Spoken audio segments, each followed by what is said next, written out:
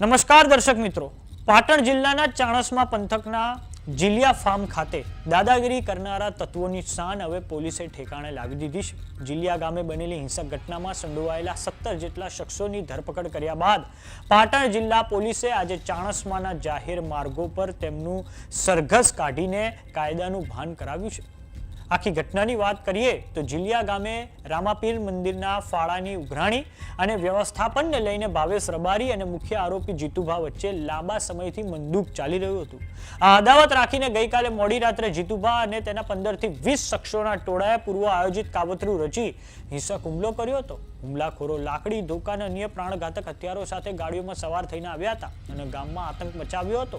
હુમલાખોરે ભાવેશ રબારીના ઘરને નિશાન બનાવી પથ્થરમારો તોડફોડ કરી હતી. આ સમગ્ર ઘટના પછી નજીકમાં જે સીસીટીવી લાગેલા છે તેમાં પણ કેદ થઈ છે. ફૂટેજમાં સ્પષ્ટ રીતે જોઈ શકાય છે કે કઈ રીતે બેફામ બનેલું ટોળું હિંસા પર ઉતરી આવ્યું હતું અને ગ્રામજનોમાં અફરાતફરી મચી ગઈ હતી અને લોકોએ જીવ બચાવવા દોડધામ કરવી પડી હતી.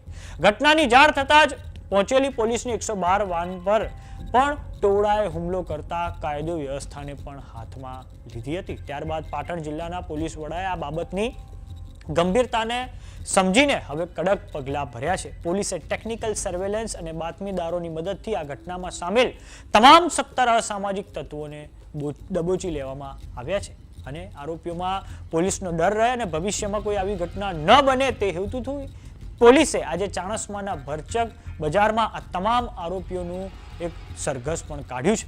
પોલીસે જાહેરમાં અસામાજિક તત્વોની સરભરા કરી તેમની દાદાગીરી ઉતારી છે. તો આવો નજર કરીએ દ્રશ્યો પર જે પાટણના ચાણસ્માથી સામે આવ્યા છે.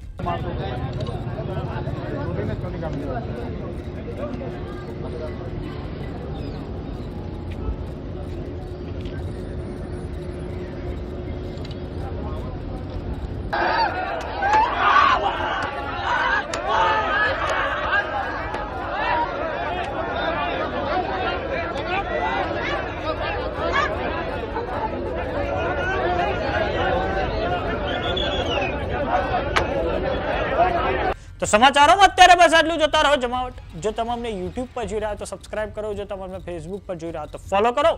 સાથે જ અમારી WhatsApp ચેનલ આવી ગઈ છે, જોઈન કરવાનું ના ભૂલતા. નમસ્કાર.